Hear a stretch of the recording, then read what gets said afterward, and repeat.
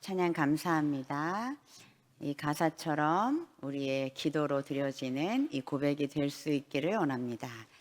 우리 평생에 이전보다 주님을 더 사랑하기를 원합니다라는 기도의 제목이 우리 삶 가운데 날마다 기도로 올려지기를 원합니다.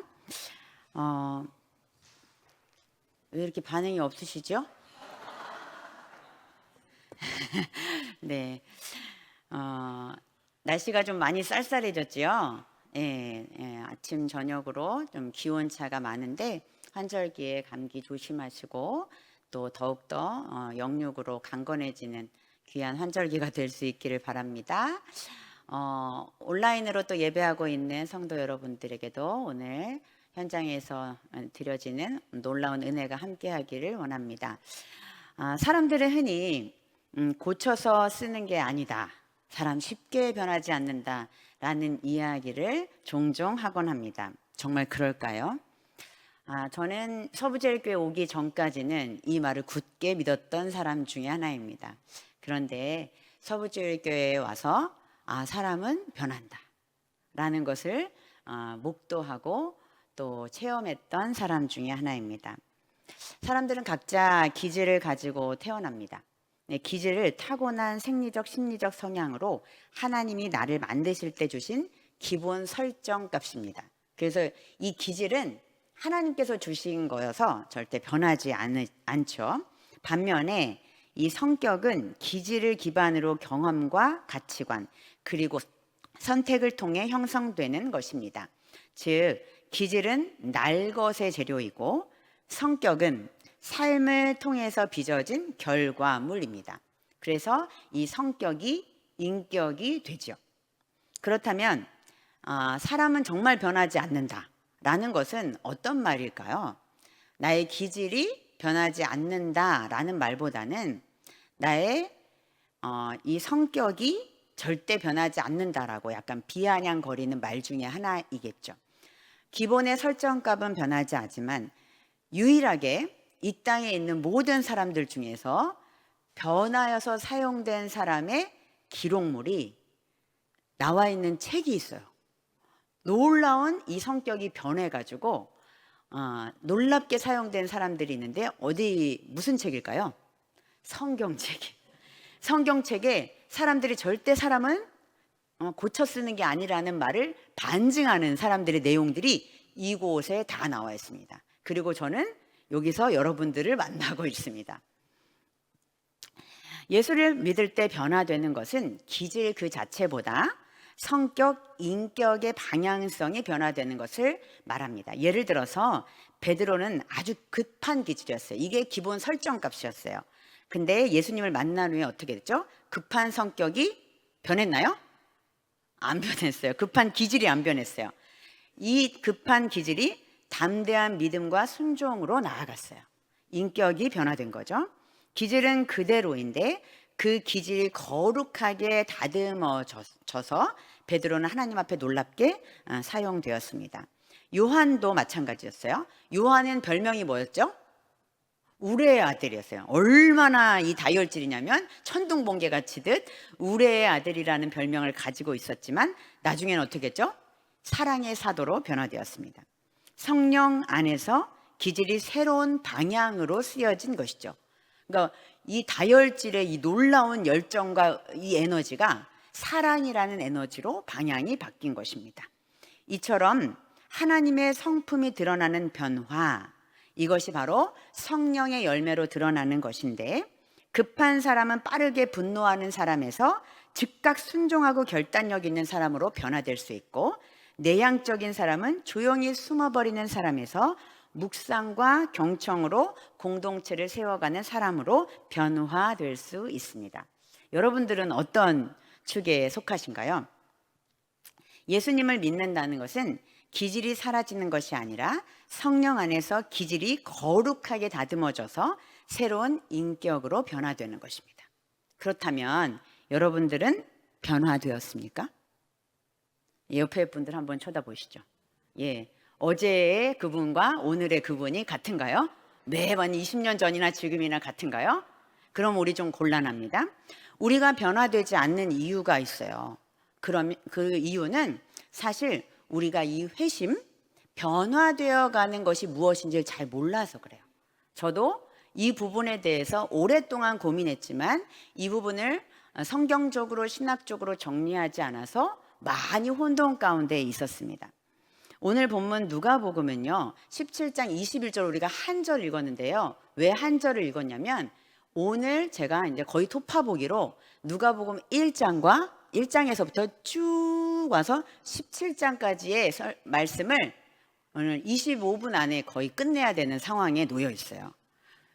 그리고 제가 2탄으로 이 17장부터 사도행전 2장까지 다음번 수요 예배 때 2번에 걸쳐서 이 똑같은 제목으로 예수님을 따르는 자들의 온전한 회심이라는 제목으로 함께 누가복음 전체와 사도행전 2장까지를 보려고 합니다. 왜일까요? 예수님을 따르는 자들이 어떻게 회심이 되었는지를 보려고 해요. 그래서 누가복음과 사도행전에서 같은 저자가 쓴 한 세트의 책이라는 걸 우리가 알고 있죠. 그래서 사람이 어떻게 변화되는가, 회심의 과정을, 전 과정을 보여주는 것이 누가복음 1장에서 사도행전 2장까지 회심의 관점에서 함께 볼 수 있는 아주 좋은 책이기 때문입니다. 누가복음과 사도행전은 두 책은 수신자가 데오빌러예요.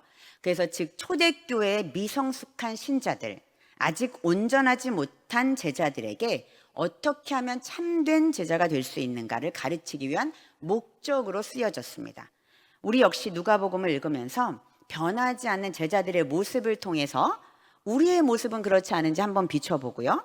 또 성경에 이런 제자가 어떻게 변화되어서 하나님의 놀라운 하나님 나라 복음을 전하는 증인으로 살게 되었는지를 한번 살펴보면서 우리는 이게 그냥 그때 1세기 그리스도인에게 일어난 일이 아니고 오늘날 우리에게도 반드시 나타날 수 있는 성령의 놀라운 역사가 오늘도 살아 역사한다는 것을 믿고 그 변화의 여정을 함께 걸어가는 이 시간이 될 수 있기를 원합니다.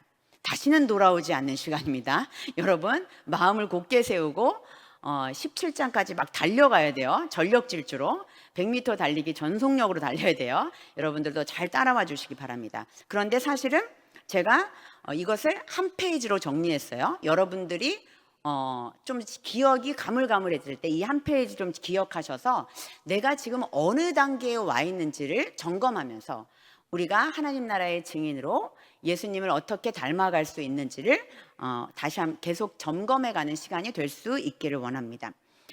오늘 말씀 시간에는 회심의 관점에서 함께 좀 PPT를 보겠습니다. 5가지 주제로 제가 함께 볼 텐데요. 오늘은 3번 중간까지 할 거예요. 첫 번째 회심의 준비, 회심의 시작, 회심의 진행, 회심의 완성, 회심에 기초한 성장, 이렇게 해서 5번의 전 과정을 함께 누가복음에서 쭉 나열해서 함께 갈 거예요. 우리가 회심이라고 하면 한번 내가 예수 믿고 내가 예수님 주인 삼고 난 살아갈 거야, 이제 교회 등록했어, 그러면 천국 가고 나는 구원받고 나는 이제 완성되었어 라고 시작하면 절대 안 된다는 거예요. 우리는 그동안 그렇게 배웠어요. 내가 교회 등록하는 순간 나의 모든 천국행 티켓은 따놨다. 근데 성경은 오히려 그 얘기를 절대 아니라고 이야기합니다. 그래서 제자들이 어떻게 이 과정을 거쳐서 사도행전 2장에 가서 성령 충만함을 받고 하나님 나라의 증인으로 살아갈 수 있었는지를 함께 보도록 할 거예요. 먼저 우리가 제일 정리해야 될 것은 뭐냐면 거듭남과 회심을 동일하게 보지 않는 것이 매우 중요합니다.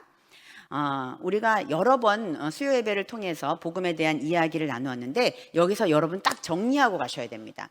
회심의 시작, 이것은 거듭남의 중간 단계로 똑같은 말인데 이 회심이 시작되고 거듭난다는 것과 회심이 이제부터 진행되어서 성장해 가는 데는 엄청난 시간이 걸립니다. 그래서 이 회심을 점진적으로 회심된다라는 이야기를 씁니다. 그래서 거듭난다는 것은 우리의 존재 자체가 바뀌는 것을 말해요. 그래서 이거는 being이라고 영어로 표현할 수 있고요. 내 존재의 변화가 돼서 이것은 우리의 힘과 능력으로 절대 아무리 애써도 안 되는 거예요. 오직 하나님의 놀라운 은혜만이 우리를 거듭나게 합니다. 이것은 새로 태어나는 것을 말해요. 우리가 잘 알고 있듯이 중생이라고 표현하죠, 한자로. 그리고 이 회심은 이 거듭난 사람이 내가 하나님께 반응하는 사건을 이야기합니다. 즉, 이 회심을 통해서 무엇이 일어나냐면 회개가 일어나고요. 그리고 믿음이 자라게 됩니다. 신앙은 가만히 있다고 자라지 않아요. 이 믿음은 그냥 자라지 않아요. 하나님께 그 진리를 토대로 하나님의 말씀에 내가 계속해서 깨닫고 응답하면서 자라게 되는 것이 바로 회심의 과정입니다. 그래서 사도행전 26장 20절에 보면 마음과 방향이 죄해서 하나님께로 완전히 돌이키는 것, 돌아서는 것, 이것을 회심이라고 해요. 그러니까 우리가 거듭났다고 해서 회심이 이루어지는 건 아니에요. 거듭나서 그 동시에 회심이 일어날 수도 있는데, 저와 같은 케이스는요, 거듭난 건 굉장히 어렸을 때 거듭났어요. 예수님을 주님이라 고백했어요. 그런데 오랜 시간 회심을 하기까지 사실 한 10여 년, 많게는 20년이 다 되도록 회심을 경험하지 않았습니다. 놀랍죠? 목사가 돼가지고. 네, 여러분도 여기서 이제 성경을 통해서 예수님의 제자들이 어떻게 거듭남, 회심이 시작되었고 회심이 진행되었는지를 보면 우리가 정말 회심이라는 것을 조금 오해하고 있었던 부분이 있구나라는 것을 알게 될 수도 있습니다. 먼저 그럼 누가복음 5장 10절에서 11절에 보면요, 베드로가 등장해요. 이 베드로는요, 4장에서요 장모님이 아프게 돼요. 무슨 병에 걸렸죠? 장모님이 열병에 걸려 있어요. 그런데 이 열병을 예수님을 만난 다음에 치료가 됩니다. 그리고 나서 베드로가 이 기적을 맛본 다음에 놀래죠. 그런데 그때 당시 바로 예수님을 따라가지 않고 어디로 가냐면 누가복음 5장에 보면은 그물을 가지고 낚시하러 가요. 그러니까 물고기를 잡으러 가요. 여전히 자신의 생업으로 일을 하고 갑니다. 그런데 주님을 만난 이후에 그 5장에서 밤새 그물을 던졌어요. 그런데 어떻게 됐죠? 허탕을 치고 맙니다. 스토리가 이렇게 전개돼요. 예수님의 말씀에 그때 순종함으로 이 허탕진 그물에 놀라운 기적을 경험하게 됩니다. 그물이 찢어지도록 물고기가 잡히는 것을 경험해요. 자신의 한계와 자신의 능력으로 되지 않는 것을 예수님을 통해서 기적을 맛보게 됩니다. 베드로는 그 자리에서 어떻게 고백하죠? 주님, 저는 죄인입니다. 주님, 저를 떠나소서 라고 말합니다. 그러자 예수님은 어떻게 얘기해요? 이 베드로에게 너는 이제 사람을 낚는 어부가 될 것이라고 하셨습니다. 그때 베드로가 너무 신나요. 이제 기적을 맛봐요. 그래서 모든 것을 버려두고 예수님을 따라가기 시작합니다. 그런데 그 이후에 세리인 레위도 주님을 따라가고요, 12명의 제자가 이렇게 예수님의 제자로 서게 됩니다. 하지만 그들이 그리스도인이 되었던 건 아니에요. 예수님을 따라가긴 했어요. 아직은 아니었습니다. 그들은 예수님을 존경했지만 기적을 보고 예수님이 정말 놀라운 분이구나, 선지자인가? 이 사람은 누구인가? 라고 하면서 너무 기적에 일단은 마음이 뺏겨버렸어요. 금세 사랑에 빠진 거예요, 예수님에게. 그렇지만 예수님이 누구신지는 제대로 알지 못했습니다. 누가복음 9장까지 갈 때까지 이 베드로와 제자들이 정신이 없어요. 그리스도인이 안 됐어요. 특별히 8장에서 보면요, 풍랑을 잠잠케 하신 예수님을 보고 제자들은 이렇게 말해요.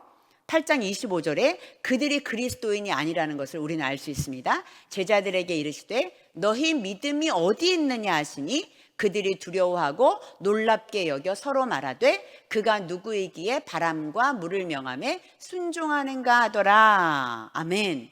보죠? 너희 믿음이 어디 있느냐. 제가 아까 뭐라고 말씀드렸죠? 거듭난 이후에, 중생한 이후에, 새롭게 태어난 이후에 회심이 일어날 때는 뭐가 일어난다고요? 회개와 믿음이 있어야 돼요. 그런데 믿음이 없는 거예요. 아직 회심이 시작되지 않았다는 것을 알 수 있습니다. 이 시기에 제자들은 예수님을 따르고 복음을 전하고 병든 자를 고치기도 했지만 예수가 그리스도이심을 깨닫지 못했던 상태였습니다. 누가복음을 1장에서 8장까지 집에 가서 읽어보시면 아마 놀라운 이런 현상들을 보게 될 거예요. 제자들이 예수님을 따라갔다고 해서 바로 구원받은 것이 아니라는 것을 알게 되죠. 오늘날 교회 안에서도 비슷한 단계의 신앙인이 참으로 많습니다. 이것을 많은 사람들은 유사 그리스도인, 명목상 그리스도인이라고 부르죠. 예배를 드리고 헌신하고 봉사하지만 예수님이 누구신지 전혀 상관없어요. 예수님이 누구신지 관심 없어요. 나의 주로 고백하지 않은 상태에 머무는 이들이 꽤 많습니다. 그러나 이것을 회심이라고 볼 수 없지요. 회심의 출발점에 와 있는 것이라, 준비하는 과정이라고 볼 수 있습니다. 아직 제자가 된 것도 아니고 구원받았다고도 말할 수 없는 단계이죠. 왜냐하면 예수가 누구인지 제대로 알지 못하기 때문입니다. 교회 안에서 예수 그리스도가 말씀에서 선포되지 않을 때, 즉 예수 그리스도 그 복음이 선포되지 않을 때 우리는 예수를 알아갈 수 없어요. 더 사랑할 수 없어요. 혹 어떤 이들은 기적을 보고 교회를 등록하여 예수를 믿는다고 하지만, 하나님을 믿는다고 하지만 기적에 맞물려 예수와 동떨어진 신앙생활을 하는 이도 꽤 많습니다. 모태신앙은 다른가요? 태어나서 뱃속에서부터 십자가를 물고 태어났지만 십자가가 무엇인지, 예수님이 나의 삶에 어떤 영향력을 끼치고 그가 나의 삶에 어떤 분인지를 전혀 깨닫지 못하고 평생을 교회를 다니는 사람들도 있습니다. 바로 이 단계를 회심 이전의 단계, 회심의 준비기라고 할 수 있습니다. 거듭난 이전의 상태. 우리는 그래서 준비되고 있다라는 게 조금 희망적이어서 이렇게 이름을 지어봤습니다. 복음서에 나오는 9장까지의 상태가 바로 회심 준비기, 회심 이전의 상태, 준비 단계라고 볼 수 있습니다. 여기서 잠깐 광고하겠습니다. 저는 그래서 다음 주부터 6주간 풍성한 삶의 초대를 양육합니다.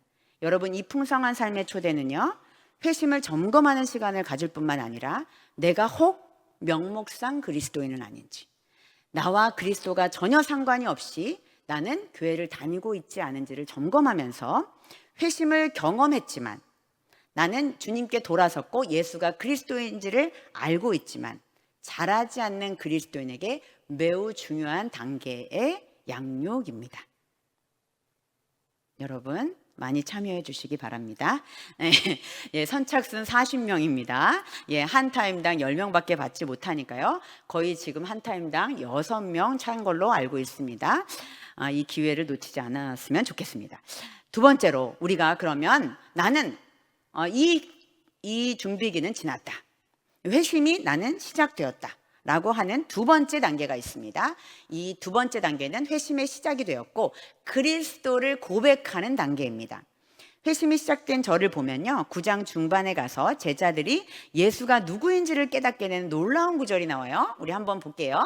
누가복음 9장 20절 함께 읽어보겠습니다. 예수께서 이르시되 너희는 나를 누구라 하느냐? 베드로가 대답하여 이르되 하나님의 그리스도시니이다 하니. 다른 복음서에서는 주는 그리스도시요 살아계신 하나님의 아들이십니다 라고 고백하죠. 예수께서 9장 20절에 이 말씀을 통해서 예수님을 비로소 하나님의 아들이고 나의 구세주라는 것을 베드로는 고백하게 됩니다. 그래서 이것을 통해서 이제 거듭남, 회심의 시작, 이 거듭남을 경험하게 되죠. 그래서 자신의 인생의 주인이 이제 비로소 내 자신이 아니라 이 중심축이 예수 그리스도가 내 안에 계시며 성령이 그때 이제 성령의 역사 속에서 살아갈 수 있는 시작 단계, 출발점에 이르게 된 것입니다. 그런데 예수님은 9장 23절에 바로 이렇게 이야기하죠. 아무든지 나를 따라오려거든 자기를 부인하고 날마다 제 십자가를 지고 나를 따를 것이니라. 이 고백 이후에도 제자들은 완전하지 않은 상태를 보여주고 있습니다. 왜냐하면 이렇게 그리스도를 고백했지만, 회심이 시작되었지만, 거듭났지만 9장 37절 이후에 제자들이 귀신 들린 소년을 고치지 못합니다. 그러자 예수님이 오셔서 이 사람을 고쳐주시는 능력을 발휘하죠. 예수님을 따라다니고 그리스도로 고백하지만 내 삶에 아직 가시적인 능력이나 예수님의 죽음에 대한 십자가의 이야기를 들어도 깨닫지 못하는 상태에 있습니다. 그래서 46절에서 48절 9장에서 보면 자신들이 정치적 자리를 한 자리 차지하려고 다투기 시작하죠. 변론하고 그들의 제자들이 세상의 그 공간, 세상의 권력을 찾으려고 내분을 일으키는 장면이 나옵니다. 그러니까 우리의 삶에도 적용해 보면요, 내가 그리스도인이라고 고백하는 거듭남을 경험했어도 우리는 아직도 세상의 가치관 속에서 내 욕심과 내 삶의 의지들을 아직도 가지고 있는 단계에 있다는 거죠. 그러니까 회심은 온전하게 이루어지는 점진적으로 자라는 과정이 필요하다는 것을 성경은 우리에게 이야기해 주고 있습니다. 그래서 56절 이후에 보면요, 하나님 나라에 합당하지 아니하는 일들에 대한 이야기가 나옵니다. 예수님이 가시는 곳에 따라가겠다고 하지만 이 제자들이 뭐라고 하냐면 아버지를 장사하게 허락하시고 바로 따라가지 않죠. 내 가족을 작별하게 허락하세요 하소서라고 하면서 바로 따라가지 않습니다. 아직 구원받지 못했다는 것을 보여주고 있습니다. 회심이 시작되었지만 아직은 너무나 부족한 모습을 누가는 9장의 말미까지 의도적으로 기록하고 있습니다. 마치 이것은 무엇과 같냐면요, 우리가 갓 태어난 아기가 응애하고 이 세상에 태어나면요, 바로 유치원 가고 학교 가가지고 엄마를 돕나요? 아니죠. 갓 태어난 아이는요, 사실은 엄마가 누군지도 모르고 아빠가 누군지도 모르고 이 세상이 어떤 세상인지를 전혀 분별하지 못하는 상태입니다. 이게 바로 거듭난 상태입니다. 아직 회심이 일어나지 않고 자라지 않은 상태이죠. 오늘날 우리 교회도 교회 안에 그리스도라고 고백하는 거듭난 사람들이 있지만 거듭남과 동시에 회심이 자라는 사람도 있습니다. 새 가족들 중에 그런 분들이 있어요. 하나님을 저희 복음을 전하고 이 복음을 전했는데 공동체 안에서 하나님의 말씀을 먹고 하나님의 말씀을 누리면서 바로 회심을 경험하면서 자라나는 성도들이 있어요. 그런데 오랜 기간 거듭났지만 저와 같이 10여 년 이상 회심을 경험하지 못하고 계속 그 자리에서 자라지 못하는 상태에 머무는 그리스도인들도 있습니다. 그래서 예수가 그리스도라는 것을 문자적으로는 알지만 믿음으로 깊이 깨닫고 내가 죄인임을 회개하지 않은 분들이 생각보다 많다는 사실을 알게 됩니다. 우리의 믿음은 고백도 중요하지만 그 고백 안에 어떤 그리스도를 믿고 고백하는가, 그 그리스도는 내가 믿고 있는 바는 지금 무엇인가 라는 것이 너무 중요하다는 사실입니다. 우리가 믿고 있는 믿음은 믿고 있는 내용이 있어야 합니다. 마치 제가 우리 이지영 권사님이 있어요. 근데 이지영 권사님하고는 이제 3년 정도 샤론 찬양에 대해서도 뵙고 또 여러 가지 가정사들 때문에 알고 지낸 일들이 꽤 있습니다. 그런데 제가 우리 이지영 권사님을 누가 물어봐요. 저에게 이지영 권사님 어떤 분이에요? 이지영 권사님은 삼교구예요. 이렇게 얘기해요. 그럼 제가 이지영 권사님을 잘 알고 있습니까? 모르고 있습니까? 알고는 있지만 이분에 대하여는 잘 모른다는 거예요. 그러면 우리의 관계는 어떤 관계죠? 그냥 아는 정도의 관계예요. 그러나 모른다고는 할 수 없는 단계예요. 그런데 제가 이지영 권사님을 누가 소개했는데 이지영 권사님은요 정말 찬양도 너무 잘하고요, 이지영 권사님은 얼굴도 진짜 예쁘고요, 그리고 저랑 관계를 맺었을 때 함께 예전에 정말 우리만의 놀라운 비밀이 있는데 제가 노래를 배웠는데 권사님이 저의 배를 찌르면서 이렇게 노래 연습을 안 할 수 있냐, 이런 이야기들이 막 풍성하게 나오는 거예요. 그러면 저는 이지영 권사님을 잘 아는 사람입니까? 모르는 사람입니까?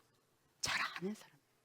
마치 우리가 이와 같이 하나님을 안다고 그리스도를 고백한다고 하는 그리스도인이 누군지, 그리스도인이 어떻게 나에게 삶에 영향을 미쳤는지, 그분과의 관계 속에서 난 무엇을 깨달았는지, 그분을 어떻게 사랑하는지, 그분에 대하여 내가 무한정 얘기할 수 있는 거리들이 많고 풍성할 때 우리의 믿음이 주님과의 나와의 관계가 더욱더 잘하고 알아가게 된다는 것이죠. 이게 바로 회심이 시작된 단계에서 진행되어 가는 과정으로 가고 있는 겁니다. 그래서 세 번째는요, 회심이 진행되기 시작합니다. 주님을 알고 그 믿는 바를 정확하게 복음을 선명하게 받아들인 사람은 그리스도가 내 인생의 어떤 존재이고, 그리스도가 내 삶에 어떠한 관계를 맺고, 그리스도가 나를 얼마나 사랑하고, 그리스도가 나를 죄인 가운데서 대속하여 살려내신 분이라는 사실을 뼛속 깊이 깨달은 자, 주님과의 관계가 너무나 많아 추억을 이루 말할 수가 없을 정도로 사람들에게 증언할 수밖에 없는 내용을 담고 있는 사람은 이제 그때부터 회심이 진행되기 시작합니다. 그래서 어떤 일이 벌어지냐면요, 예수님의 생각, 예수님이 마음에 품고 있는 사상을 알게 돼요. 예수님의 중심 사상은 뭐였냐면, 성경에서요, 복음서에서 우리에게 늘 얘기하지만 하나님 나라였어요. 그래서 회심이 진행된 자들에게는요, 하나님 나라에 눈을 뜨기 시작합니다. 그래서 예수님이 그토록 바라고 원하는 소망을 우리도 알게 되는 거예요. 누가복음 10장 11절을 함께 볼까요? 너희 동네에서 우리 밭에 묻은 먼지도 너희에게 떨어버리노라. 그러나 하나님의 나라가 가까이 온 줄을 알라 하라. 그리스도인으로 회심이 시작된 거듭난 사람들에게는 누가복음 10장부터 이제 예수님이 본격적으로 하나님 나라가 가까이 왔다는 것을 이야기합니다. 그래서 그것들을 알기를 원하세요. 하나님의 나라는 예수님의 중심 사상이었습니다. 제자들은 이제 예수님을 따라다니면서 하나님의 나라가 왔다는 것을 조금씩 깨닫게 됩니다. 아, 이제 정말 새로운 시대가 열렸구나. 누가복음 10장 24절에 보면요, 구약의 많은 선지자들과 그 많은 왕들의 메시아가 오셔서 이스라엘을 회복하는 그날을 기다리고 있었다고 말합니다. 그러나 너희가 듣는 바를 듣고자 하였을 때 듣지 못하였다라고 기록한 것은 예수님께서 이제 정말로 구약의 그 메시아가 이 땅 가운데 왔다라는 것을 제자들에게 이야기합니다. 그래서 너희들이 기뻐하라 말하고 있습니다. 새로운 시대가 열렸어.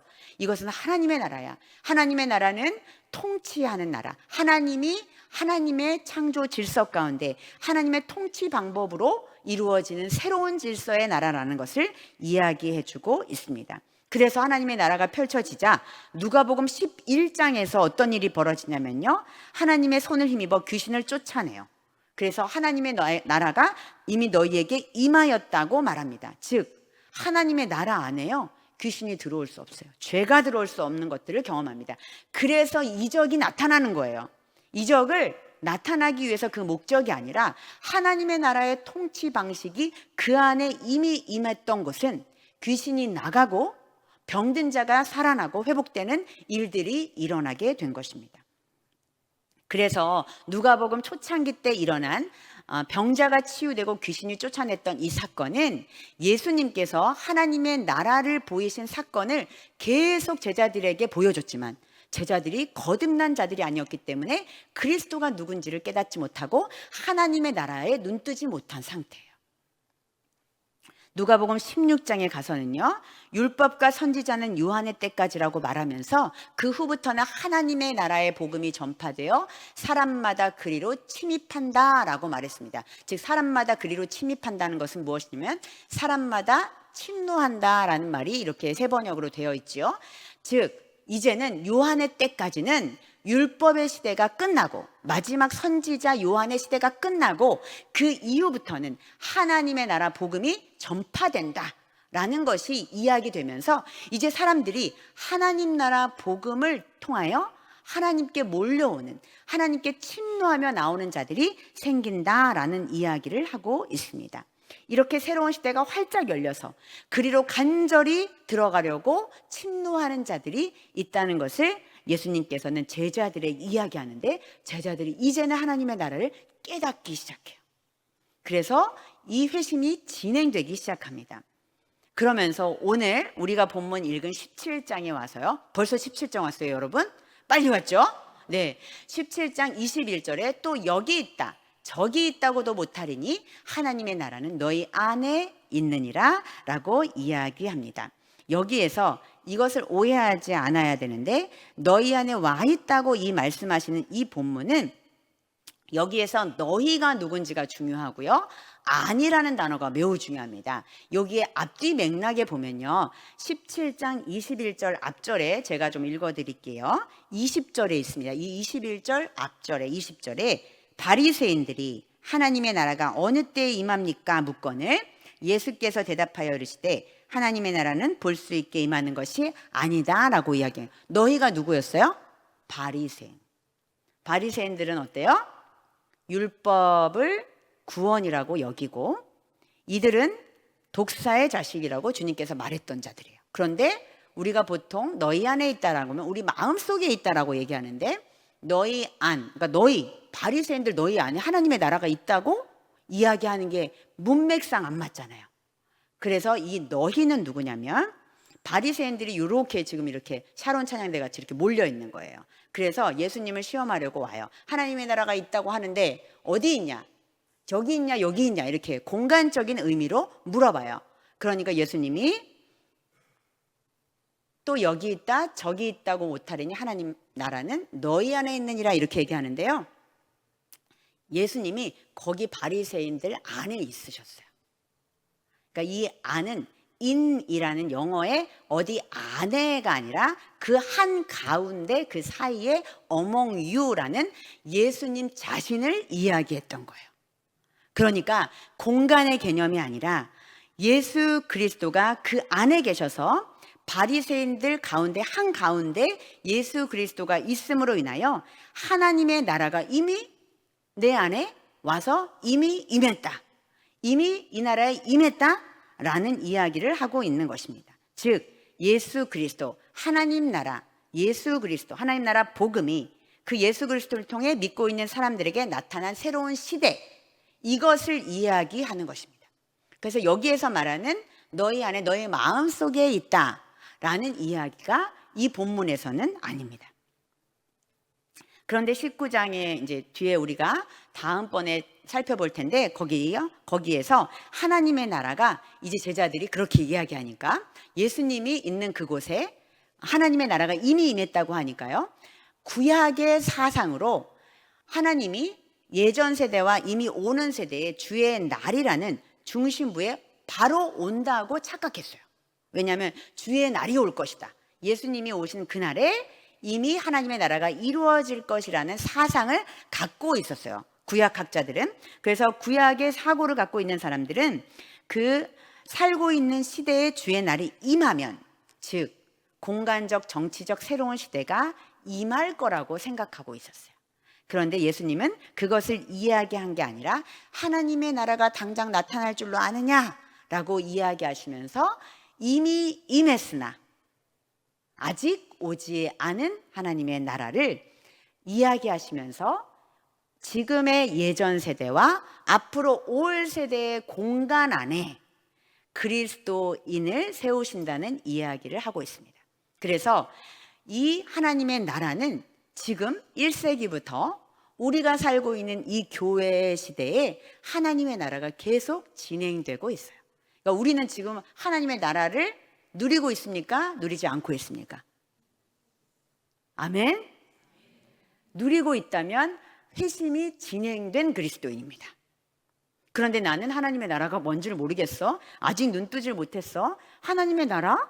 그게 뭐야? 라고 생각하신 분은 거듭났으나 아직 하나님의 나라에 눈 뜨지 못했다고 볼 수 있죠. 그러나 걱정하지 마십시오. 하나님께서는 우리로 계속 회심을 진행시키시기를 원하고, 하나님은 때에 따라 은혜를 주셔서 우리에게 놀라운 하나님의 나라를 펼쳐 보이실 줄로 믿습니다. 그래서 제가 여기 있는 것 아니겠습니까? 제가 풍성한 삶의 기초를 3년간 이 교회에서 양육하면서요, 아주 놀라운 에피소드가 하나 있어요. 그분은 풍삼기를 3번에 걸쳐서 따르미와 이끄미를 3번이나 했어요. 죄송합니다. 제가 듣고 있다면 용서하시고 저작권을 미리 얘기 안 하고 말씀해 드려서 죄송합니다. 이해해 주실 거라고 믿습니다. 지금은 이제 이끄미 팀장으로 일하고 계신데, 그분이 이 거듭남을 경험했으나 회심이 진행되지 않은 상태에 있었어요. 근데 우리 풍삼기를 하는 분들 중에서 입금이들 중에서 그런 분들이 좀 많으세요. 근데 괜찮으세요. 근데 계속 저희가 입금이를 그럼에도 불구하고 거듭났다면 입금이를 시키는 이유가 뭐냐면 입금이를 통해서 계속 자라요. 그러면서 어느 날 하나님의 나라를 눈떠요. 근데 그날 그 집사님께서 아직도 생생한데요. 작년에 떨리는 목소리로 저에게 전화가 왔어요. 목사님, 제가 이제 교재와 숙제를 많이 내주거든요. 근데 그 책을 굉장히 빠른 속도로 읽었는데 그때는 잘 깨닫지 못하다가 그 다음에 며칠 동안 그 교재 책이 계속 머리에 남더래요. 그래서 이상한 현상을 발견하게 된 거예요. 그래서 전화가 왔는데 목사님, 저 이단에 빠진 것 같아요. 이렇게 전화가 온 거예요. 그래서 그게 무슨 소리예요? 제가 하나님 나라 도전의 책을 읽다가 하나님 나라에 눈이 뜨기 시작하는데 버스를 탈 때도 그렇고 집에 갈 때도 그렇고 이게 하나님의 나라라는 게 느껴져서 자기가 온통 하나님의 나라로 보여진다는 거예요.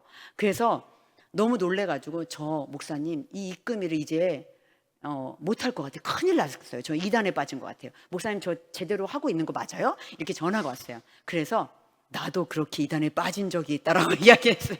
예, 하나님의 나라가 펼쳐지기 시작하고 하나님의 나라가 이 땅 가운데 예수 그리스도 안에서 펼쳐지는 모습을 내 안에서 성령의 충만함 속에서 깨닫게 되는 놀라운 일들을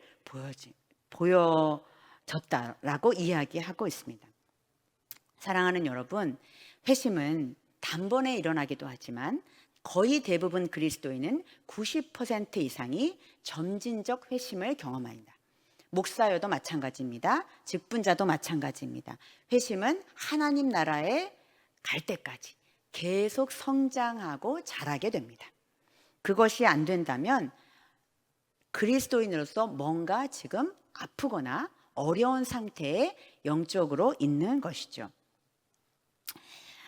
말씀을 마무리하도록 하겠습니다. 그럼 하나님 나라를 안다는 것은 무엇일까? 그게 너무 모호하잖아요. 깨닫는 자들이 이야기하는데 하나님 나라는 도대체 무엇일까? 오늘 샤론 찬양대가 놀랍게 한마디로 정리해주는 찬양을 했어요. 하나님의 나라는요, 하나님의 통치자 예수님을 아는 거예요. 그런데 한 번 아는 게 아니라요, 이전보다 더 사랑하게 되는 거예요. 어제보다 오늘 더 사랑하게 되는 거예요. 오늘보다 내일 더 사랑하게 되는 거예요. 내일보다 내일 모레 더 사랑하게 되는 거예요. 그래서 예수님 없이는 살아갈 수 없는 상태가 되어서 그 예수님과 함께 관계 맺고 교제하면서 하나님의 나라가 무엇인지를 눈뜨게 되고 하나님의 나라의 통치 방식대로 살아가는 삶의 방식을 취하고 그 나라 안에서 기쁨과 소망과 희락과 사랑을 누리면서 살아가게 되는 것, 이것이 바로 하나님의 나라를 누리게 되는 것입니다. 너무 쉽죠, 여러분? 그래서 내가 만약 이 상태가 계속적으로 진행되기도 하지만 때로는 내가 좀 실족하고 절망할 때는 이것을 못 느끼기도 해요. 그러나 회심이 없어진 건 아니에요. 우리의 굴곡이 있지만 계단처럼 계속 회심은 진행되어 가고 우리의 신앙은 계속 자라게 됩니다. 하나님의 나라는 공간이 아니라 그분과의 인격적인 관계를 통해서 알게 되는 거예요. 내가 한 사람과 한 사람이 함께 만나 세월이 지날수록 그 사람을 더 깊이 이해하고 관계 맺는 것. 마치 부부가 이제는 눈빛만 봐도 나는 그 사람의 생각을 알게 돼. 나는 그 사람이 입만 삐죽해도 어디에 마음이 상했는지 알게 돼. 이것들을 알게 되면서 하나님 그분이 기뻐하는 일이라면 나는 무엇이든 하겠습니다 라고 고백하는 단계까지 이르게 되는 거예요. 저는 서부제일교회 모든 성도들이, 특별히 오늘 이 자리에서 예배하는 모든 성도들이 이 단계까지 놀라운 온전한 회심으로 진행되기를 주님의 이름으로 축원하고 소망합니다. 그렇게 될 줄로 믿습니다. 요한복음 17장 3절의 말씀으로 마무리를 하도록 하겠습니다. 영생은 우리가 하나님 안에서 하나님 나라를 누리고 영원한 생명을 얻게 된 존재입니다. 이 영생은 곧 유일하신 하나님과 그의 보내신 자 예수 그리스도를 아는 것입니다. 아멘. 오늘도 이 말씀을 의지하여 그분의 뜻에 따라 순종하며 살아가게 되는 귀한 시간이 될 수 있기를 원합니다. 우리가 영원한 하나님 나라에 누린다는 것은 하나님 나라의 삶이며 예수님을 이전보다 더욱 사랑하는 것. 그래서 이제 하나님과의 관계 맺는 것이 즐겁고 기도와 말씀이 내 안에서 더욱더 많아지기를 바라고 하나님 나라 그 나라를 꿈꾸며 소망하는 삶으로 복음을 전하고 사랑으로 통치를 보여줘서 내 삶을 통해서 복음이 증인된 삶으로 전파되는 것, 이것이 바로 회심한 사람들의 놀라운 증인된 삶인 줄로 믿습니다. 오늘 이 말씀 통해 우리 안에서도 성령께서 시작하신 그 회심의 변화가 계속 점진적으로 일어나게 되기를 예수님의 이름으로 축복하며 소망합니다. 기도하겠습니다. 하나님 아버지, 오늘 말씀을 통해 우리 안에 시작하신 회심의 은혜를 다시금 기억합니다. 예수를 따르는 길 위에서 머물지 않게 하시고 그분을 그리스도로 고백할 뿐만 아니라 하나님의 나라에 눈뜨게 하여 주시옵소서. 하나님의 나라는 보이는 것이 아니요 오직 예수 그리스도 안에서 주님을 더욱더 사랑하고 알아가는 것이라는 것을 배웠습니다. 성령님, 우리의 마음을 새롭게 하시고 그 나라의 백성답게, 하나님 나라의 제자답게 예수 그리스도를 사랑하고 알아가는데 더욱 자라갈 수 있도록 하여 주시옵소서. 그리하여 하나님 나라를 더욱더 풍성하게 누리며 하나님 나라를 소망하는 시선으로 마땅하 하나님이 기뻐하는 삶으로 온전히 자라나는 우리 모두가 될 수 있도록 인도하여 주시옵소서. 감사드리며 예수님의 이름으로 간절히 기도합니다. 아멘.